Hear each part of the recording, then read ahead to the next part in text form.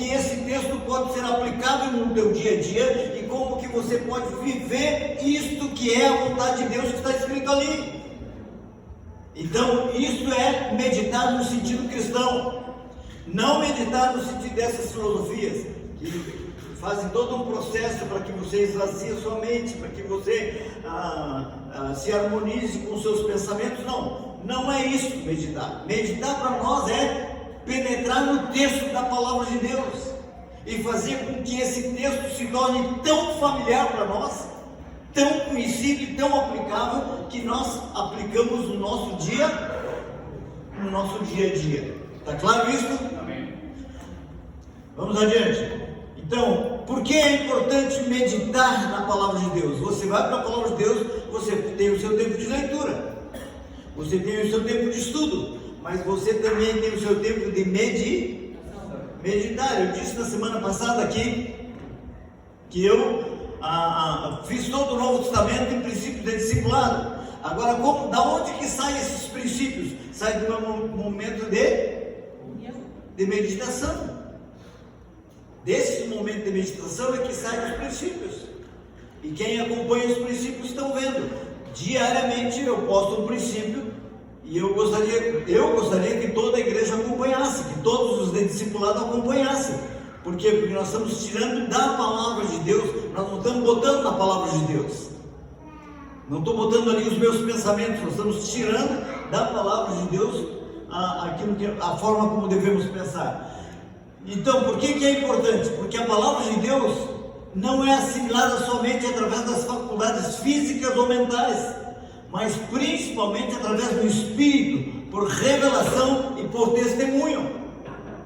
E é aqui que a meditação tem que chegar, ou seja, de nós percebermos, nesta comunhão pessoal com Cristo, nós percebemos o testemunho do Espírito de Deus ao meu espírito, falando daquele texto da palavra e transmitindo convicção para a minha mente.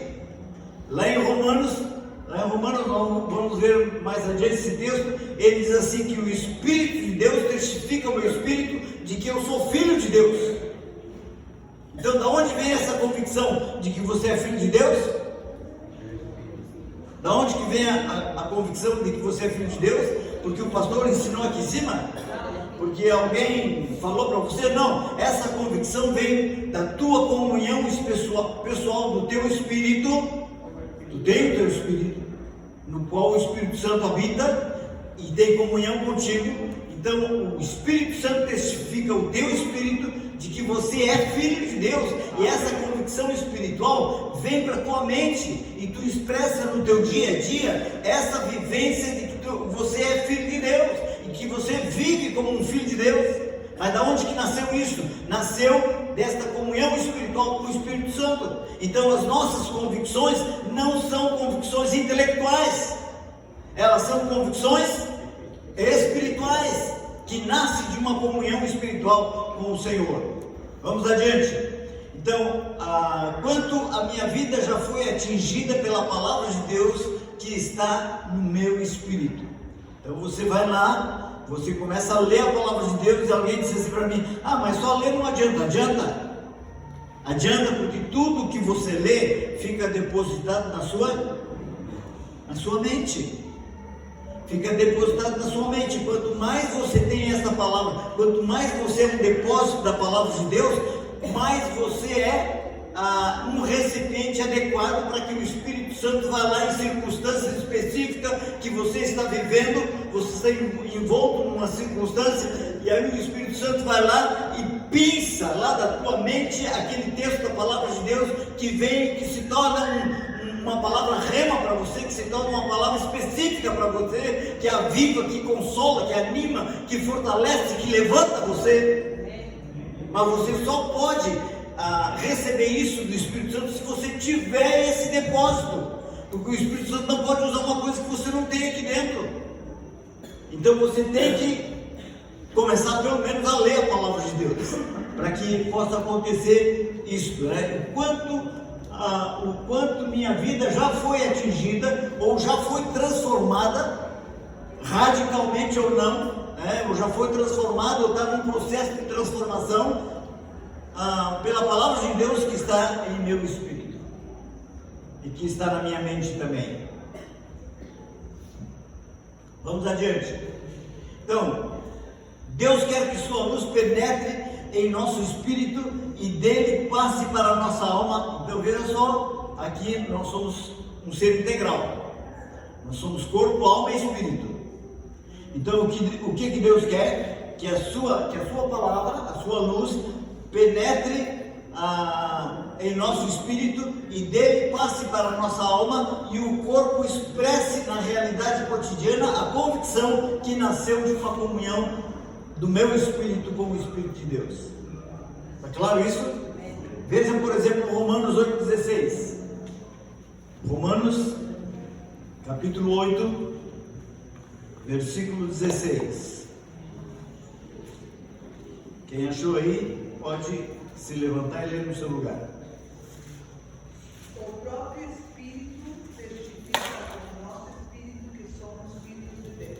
Então, o Espírito de Deus testifica com o meu Espírito de que eu sou.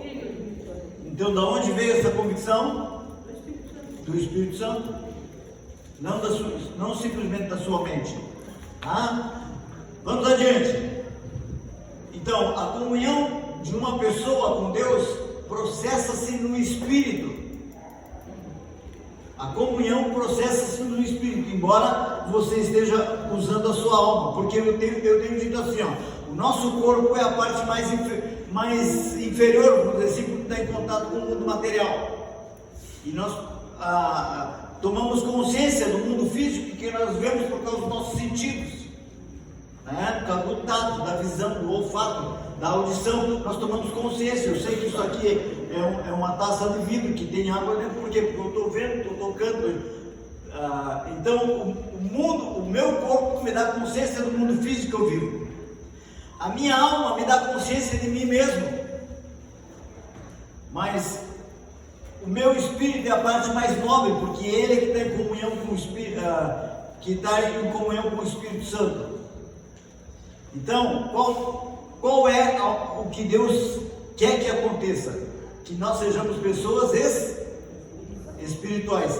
Mas qual é a parte mais, vamos dizer assim, não vou dizer mais importante, mas decisiva, vamos dizer assim, é a minha alma. Por quê? Porque a minha alma, ela funciona como um interruptor. Ela está no meio entre o corpo e o espírito. E é a alma que decide ou entrar em comunhão com o espírito e se tornar espiritual, ou é a alma que decide satisfazer os desejos da sua carne e se tornar uma pessoa carnal. Então a alma é que vai decidir. Então por isso a sua alma tem importância no seu tempo devocional. Por quê? Porque através da sua alma você está lendo, você está buscando. Mas é preciso que isso não fique só na sua alma, mas que vá para o seu espírito, nesse processo de comunhão espiritual com Deus. Lá em João 4 diz assim, porque Deus é espírito e ele busca aqueles que adorem em espírito e verdade. Então quem é que Deus está buscando? Aqueles que adoram em espírito e em verdade. Qual verdade? A verdade de Cristo. Ou seja, quando você adora em espírito de acordo com a doutrina de Cristo. É esses que Deus está buscando. Vamos adiante. Então, 2 estágios vividos pelo ser humano. Antes da conversão, não dispõe de recursos que possam trazer soluções permanentes para suas crises e problemas. Por quê? Porque ele vive só na sua alma e no seu corpo. Espiritualmente ele está morto.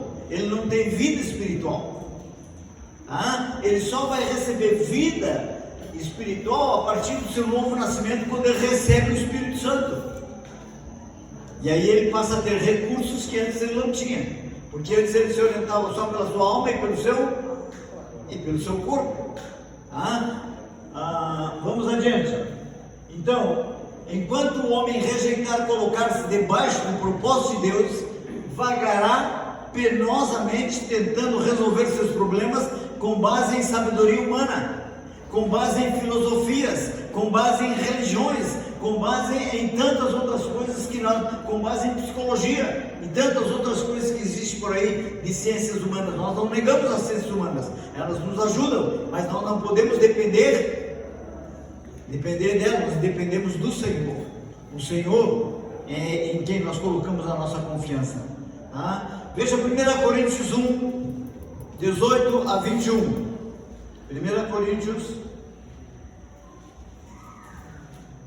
1, 18 a 21. Quem achou pode ler, em voz bem alta. Porque la palabra de la cruz es locura a los que se pierden, pero a los que se salvan, esto es, a nosotros, es poder de Dios, pues está escrito: destruiré la sabiduría de los sabios y desecharé el entendimiento de los entendidos. ¿Dónde está el sabio? ¿Dónde está el escriba? ¿Dónde está el disputador de este siglo? ¿No ha enriquecido Dios la sabiduría del mundo? Então, essa mensagem que nós transmitimos para uma pessoa que ainda não tem o Espírito Santo habitando nele, é loucura. É loucura que esse pessoal está pensando. Por quê? Porque ele ainda não se converteu, porque ele ainda não nasceu de novo, ele não se tornou uma nova criatura, ele não recebeu o Espírito de Deus no seu espírito. Então, a mensagem de Deus é loucura para aqueles que se perdem, mas para nós, a palavra de Deus diz que é poder de Deus. Vamos adiante, pode ler o 2, capítulo 2, do 11 ao 14. Pode ler para nós. Para que Satanás não alcance vantagem sobre nós, pois não lhe ignoramos os desígnios. Ora, quando cheguei a Troade para pregar o Evangelho de Cristo, de uma porta se me abriu no Senhor. Não, é 2, 11 a 14. Ninguém, na verdade, pode saber o que outra pessoa está pensando ou como ela é na realidade, exceto a própria pessoa.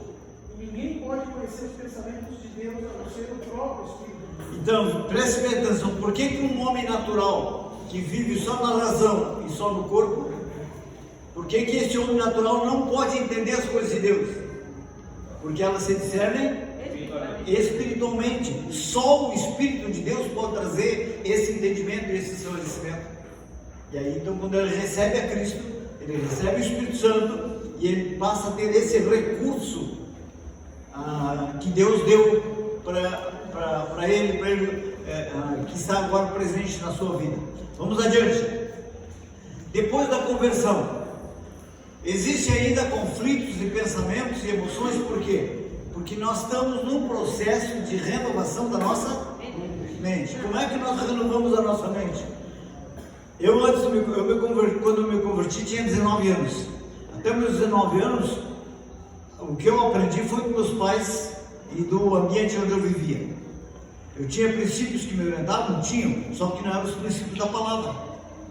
Mas agora eu comecei a me convertir, comecei a ler a palavra de Deus e comecei a descobrir novos princípios aqui da palavra. E aí eu começo a substituir aqueles princípios que me orientavam antes pelos princípios que eu estou descobrindo agora. Isso muda a minha forma de pensar. Mudando a minha forma de pensar, muda a minha forma de agir. E aí começa um processo de renovação da mente e eu começo a experimentar transformação na minha vida. Então, existem ainda conflitos de pensamentos e emoções e decisões, mas o homem encontra a porta de saída vendo as coisas do ponto de vista de Deus, através dos princípios da palavra de Deus. Então, o que nós estamos vendo hoje sobre meditação é o que está de acordo com aquilo que é a perspectiva de Deus para as nossas vidas. Ou seja, na segunda-feira passada aqui, se levantou uma questão sobre a questão de voltar atrás em algumas coisas. Nós não estamos voltando atrás em coisas espirituais. Preste bem atenção. Por quê? Porque o nosso espírito já foi o quê? Justificado. Eu estava em trevas, eu tinha uma dívida, eu tinha um escrito de dívida contra mim, que eu não conseguia pagar, e que Jesus Cristo veio e pagou, me justificou no Espírito, e agora eu posso novamente em Espírito ter acesso à presença de Deus. A presença de Deus. Essa é uma coisa espiritual, tá? Mas os traumas e as marcas e feridas que ficaram na minha vida, ficaram onde? Ficaram na minha alma. E isso, você não está tratando espiritualmente essas questões, você está tratando essas feridas emocionais. Para quê? Para que o Espírito Santo possa trazer cura e restauração, porque é só Ele que pode curar, tá? É só o Espírito Santo que cura. Então essa é uma questão da alma, né? E a questão do nosso corpo. Então hoje nós fomos justificados no passado, hoje nós estamos num processo de santificação. O que é a santificação? Quanto mais você se santifica, mais domínio você tem sobre o pecado, menos poder ele tem sobre a sua vida. Então hoje nós estamos sendo salvos do poder do pecado. Mas o que acontece, e esse processo de santificação é um processo de cura, é um processo de restauração. Por quê? Porque Satanás se utiliza das feridas emocionais para destruir a vida de pessoas, para destruir relacionamentos, para destruir casamentos, para destruir inclusive comunidades. Igrejas são destruídas por quê? Porque pessoas feridas que não foram tratadas dão vazão às suas feridas, e aí a coisa se torna quase insolúvel. Então, esta questão das emoções é na nossa alma. Agora, no nosso corpo, então hoje nós estamos num processo de santificação na nossa alma. Agora, no futuro, nós vamos ser o quê? Glorificados. O que significa ser glorificado? Significa que no futuro nós vamos ter um corpo sem a presença do pecado, porque hoje ainda habita em nós o pecado. É por isso que com facilidade a gente pisa no tomate, né? Por quê? Porque ainda habita em nós o pecado. Nós não somos perfeitos. Não se iluda com um pastor perfeito, não se iluda com um irmão perfeito, não se iluda. Por quê? Porque Deus começou uma boa obra em nós, e nesse processo de santificação Ele está continuando a trabalhar esta boa obra até o dia de Cristo, quando nós teremos nosso corpo glorificado. Mas até lá a gente vai lutar contra o pecado, ou seja, então nós precisamos tratar a nossa alma também, de acordo com a perspectiva de Deus. Eu lembro que houve um ensino sobre maldição de família, que falava de maldição espiritual, mas o que a palavra de Deus nos fala é da maldição da lei, não de maldição de família. Nós não temos fundamento bíblico para esse tipo de ensino, não temos em Cristo esse fundamento bíblico. Então nós fomos salvos no nosso espírito, nós estamos sendo salvos na nossa alma, e nós seremos salvos do corpo como um corpo glorificado, salvos da presença do pecado. Está claro isso? Então vamos adiante. Então, a importância de penetrar nos pensamentos de Deus, porque lá em Isaías diz que os meus pensamentos são mais altos do que os vossos pensamentos, e os meus pensamentos não são os seus pensamentos. Então nós precisamos penetrar no pensamento de Deus, nós precisamos procurar pensar de acordo com como Deus pensa. E aí como que nós vamos penetrar nos pensamentos de Deus? Através desse processo de meditação nos textos da palavra de Deus, ou seja, expandindo meus pensamentos para se tornarem os pensamentos de Deus, para que eu pense como Deus pensa. Vamos adiante. Então, não ajustando os pensamentos de Deus aos nossos. Essa é uma tendência que nós temos, e queremos ajustar os pensamentos de Deus de acordo com a minha condição emocional.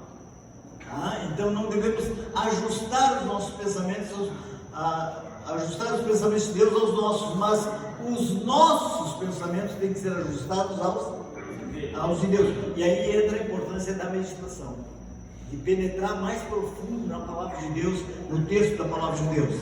Vamos adiante.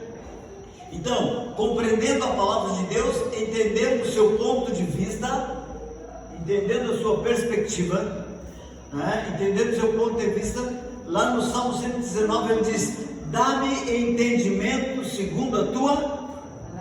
Como é que nós vamos ter o entendimento de Deus? Segundo a palavra do Senhor. Vamos adiante. Então, como meditar? Refaça a sua estrutura de pensamentos. Ou seja, passe um texto do Espírito para a mente através da memorização. Memorize textos. Memorize textos bíblicos. Por quê? Porque se você tem um texto memorizado, você pode lembrar várias vezes durante o dia. Agora, se você não tem ele memorizado, você vai ter que voltar lá no seu escritório lá para ver o que é que o texto diz. Então, memorize textos da palavra de Deus, tá? Deve ser um texto relacionado com suas necessidades específicas. Por exemplo, na segunda-feira agora, nós estamos estudando sobre feridas emocionais e como que Satanás se utiliza dessas feridas. Se essa é uma necessidade sua, venha estudar junto com a gente. Para quê? Para que você aprenda que passos você precisa dar para ser tratado, ser curado, né? As pessoas acham que às vezes a pessoa vai ser curada, eu não duvido que pode ser curada com a imposição de mãos, mas as doenças emocionais, elas é um processo gradativo de cura. Por quê? Porque assim como levaram muito tempo para ferir você, às vezes é preciso levar um tempo para que você seja sarado, tá? Vamos adiante. Então, estabilize suas emoções, fazendo o texto passar por elas. Então, se você é uma pessoa que está ansiosa, e aí você vai lá e pega aquele texto que diz assim: não andeis ansiosos de coisa alguma. Medite nesse texto, aprofunde, vê se você aprofunda mais esse texto na sua vida.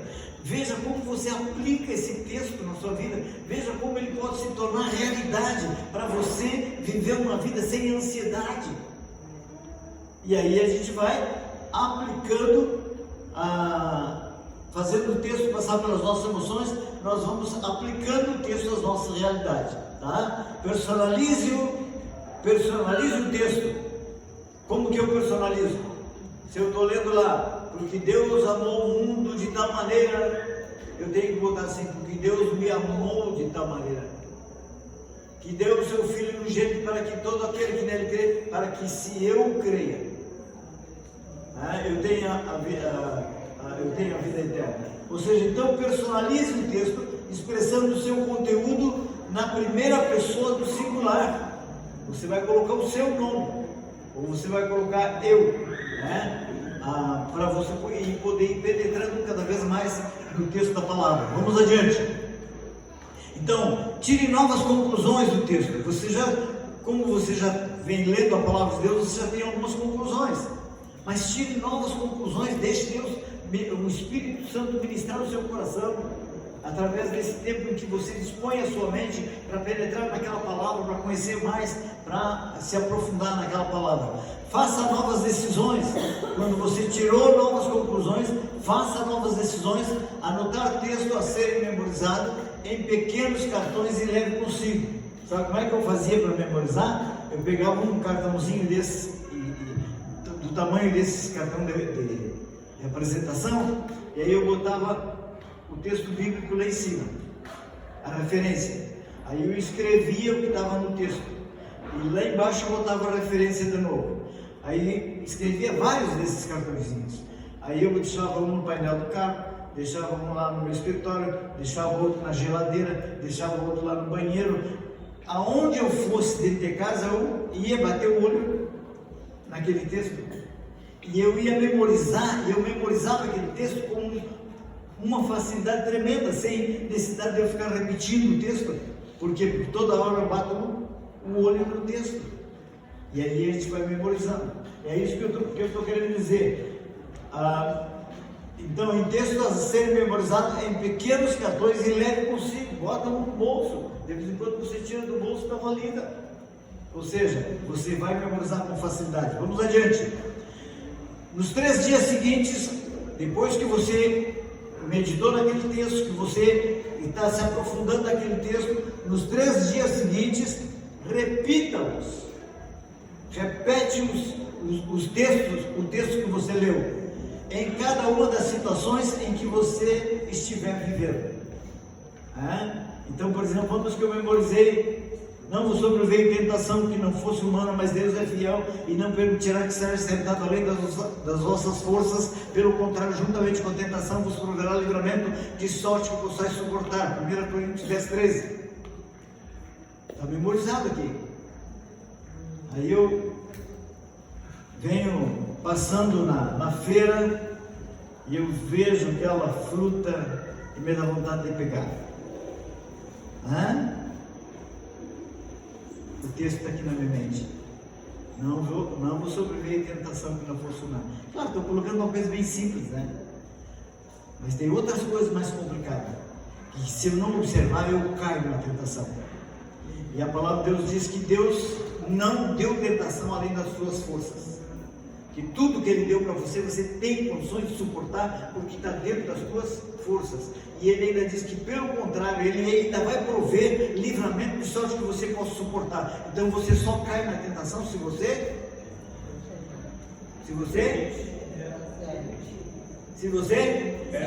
quiser. Se você não quer, você não cai. Por quê? Porque você tem recursos de Deus, a presença do Espírito Santo em você, você tem a promessa da palavra de Deus que a tentação não é maior que a tua força. E que Deus ainda dá um escape para você. Então você só cai na tentação se você quiser. Vamos adiante. Então por isso a importância de eu memorizar os textos que estou meditando.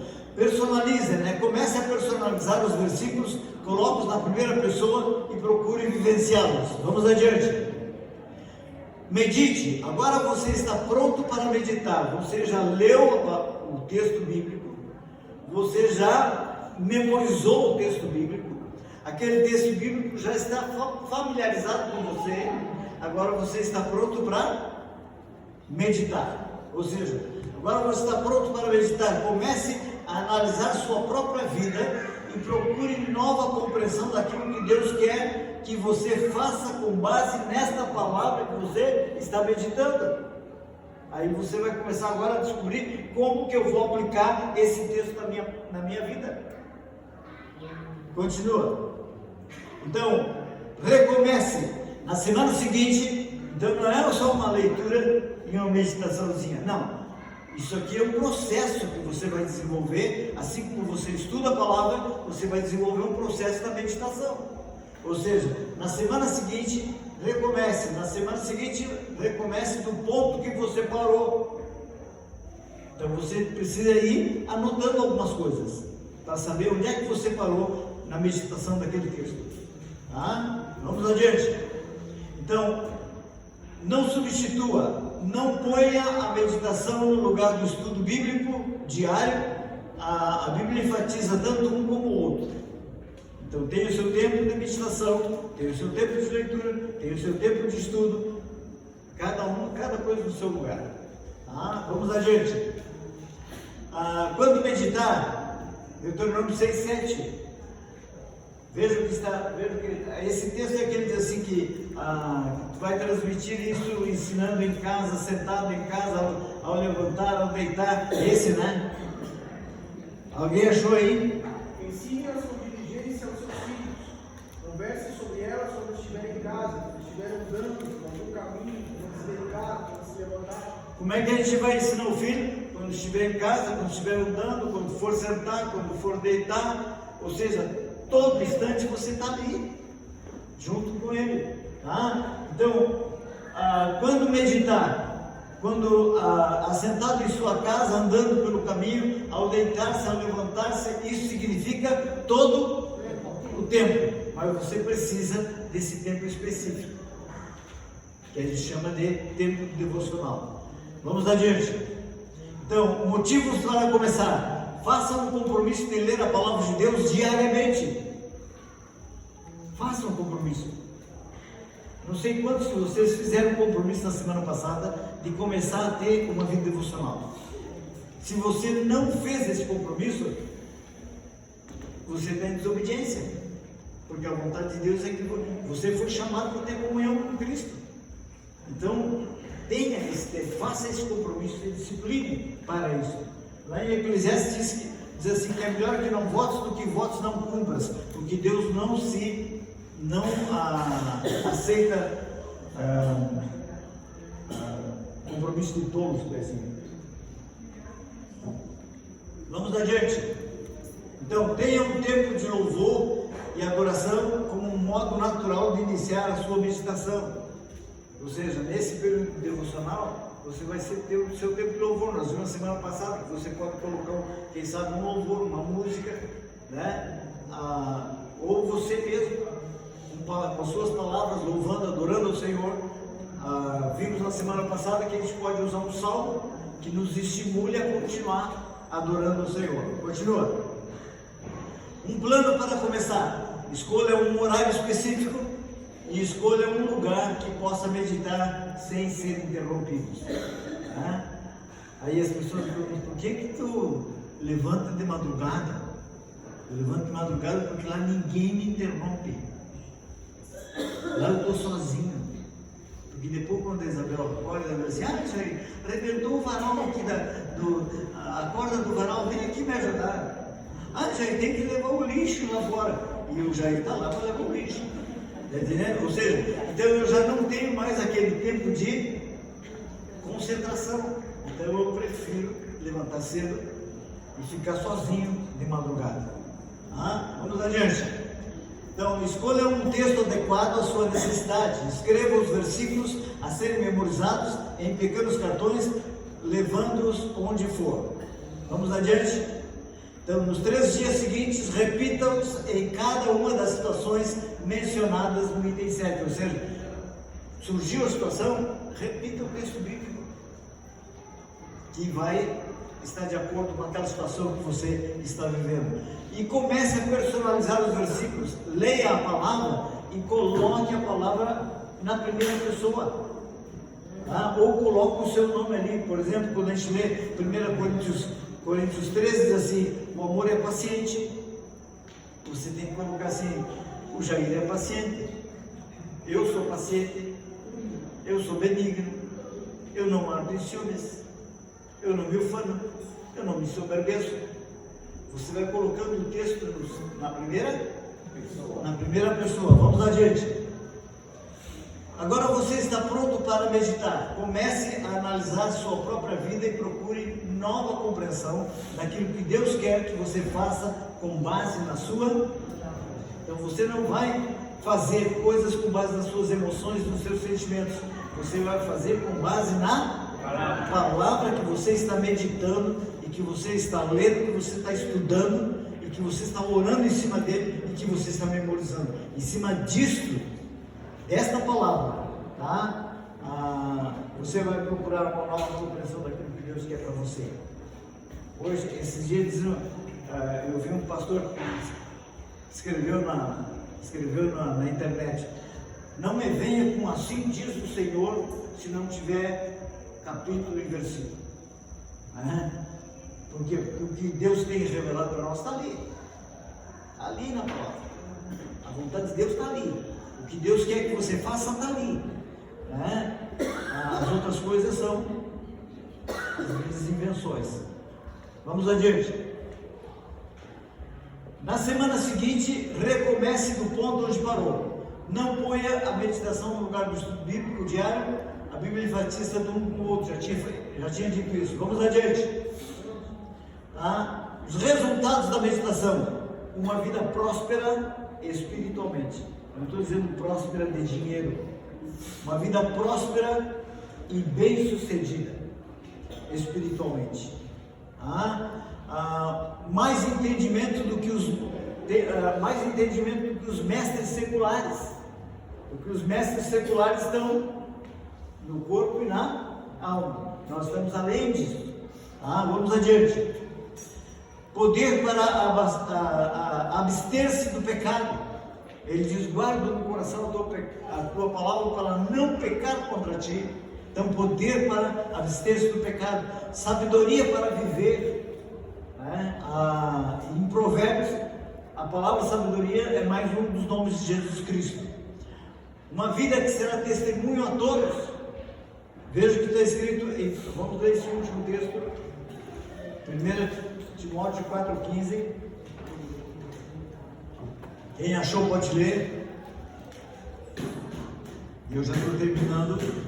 Põe essas coisas em ação, dedique-se inteiramente a elas de tal maneira que todos percebam o seu aperfeiçoamento e progresso. Ou seja, Paulo está dando uma série de orientação para ele e está dizendo assim: põe essas coisas em prática.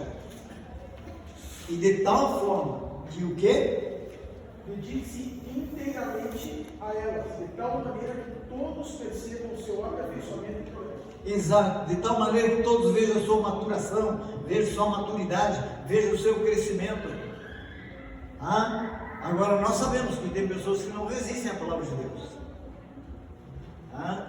Por quê? Porque a palavra de Deus, ela vai no ponto fraco que nós temos. Vamos adiante.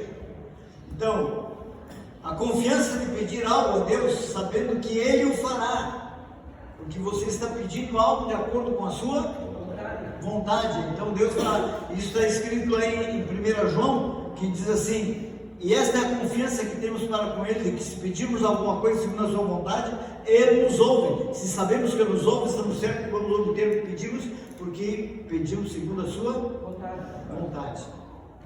Então, para mim pedir, para me fazer oração, não é só eu fazer oração, eu tenho que saber a vontade de Deus, porque eu tenho que pedir segundo a sua vontade. Uma vida abundante, ou seja, uma vida cheia de sentido, uma vida cheia de propósito, uma vida onde você encontrou razão para viver. Ou seja, você não vai ser aquela pessoa que vai andar aí cabisbaixa, deprimida, amargurada, ressentida. Não, você vai ter uma vida abundante, tanto no seu espírito, como na sua alma e também como no seu corpo. O corpo ainda está sendo deteriorado. Eu tenho dito assim que a gente está morrendo a cada dia. As pessoas não gostam de ver isso, né? Mas é verdade. O tempo que eu tenho aqui para frente, não sei, mas não é os 70 e tantos que eu já vivi. Então, essa é a realidade. Ou seja, nós precisamos viver uma vida abundante em todos os sentidos. Vamos adiante. Você terá a capacidade de discernir os pensamentos de Deus. E você terá pureza de pensamentos e poder para resistir à tentação, porque você está pensando de acordo com a perspectiva de Deus. E tudo isso são benefícios que você tem por ter a sua vida devocional e por ter nesse tempo devocional o seu tempo de meditação. Vamos adiante. O papel das situações específicas. Muitas situações específicas são parte do propósito de Deus para atrair a atenção do homem e a ele e a sua palavra. Então, Deus às vezes permite certas situações e circunstâncias para quê? Para que o homem se volte a Deus e a sua palavra. Vamos adiante. Então, Deus usa situações de conflitos para levar o ser humano à procura de recursos em sua palavra. A pessoa está em dúvida, ela quer saber. Quantas pessoas às vezes vêm com dúvidas e querem saber o que está escrito na palavra? Às vezes eu digo, vai procurar na palavra. Vai lá, que lá na palavra está escrito. Às vezes eu dou uma direção para que ele procure na palavra. Eu acho que vamos adiante. Então, conflitos da mente levam a procurar a verdade. Conflitos das emoções levam a pessoa a curar suas feridas interiores. Pode continuar? E conflitos da vontade levam a pessoa a assumir decisões acertadas e submeter a sua vontade à vontade de Deus. E isto quando ele está meditando na palavra de Deus. Vamos adiante. Conclusão.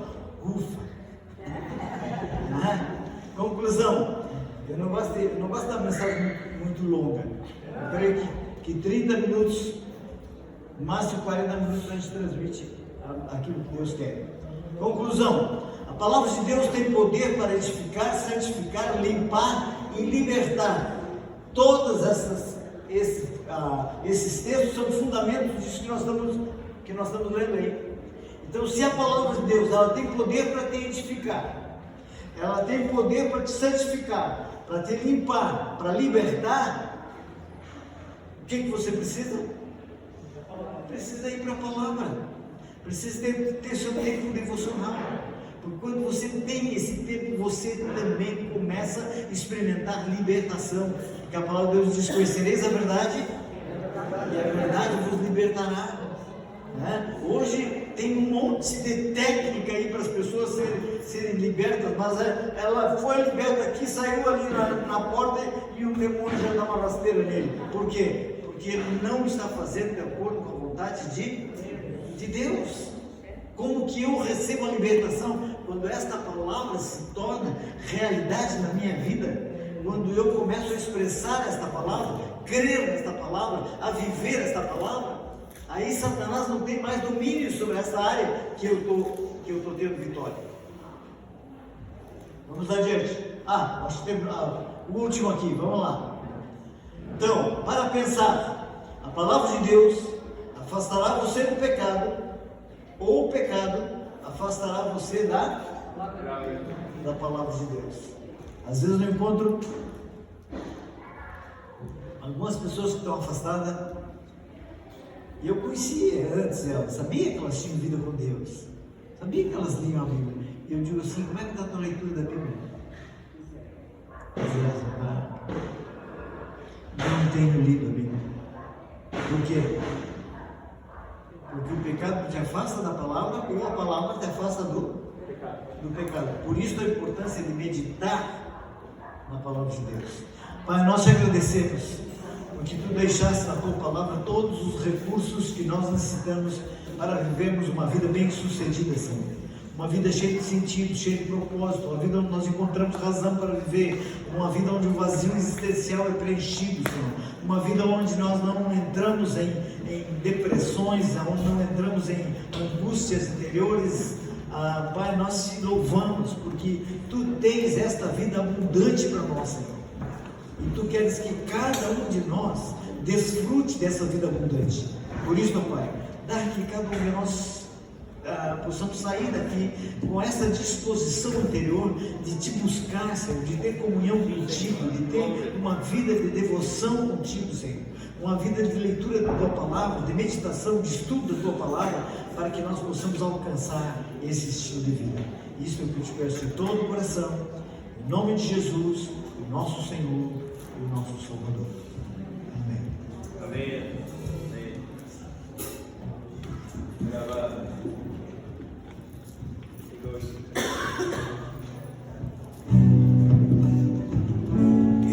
Esses são estudos que eu transmito no discipulado.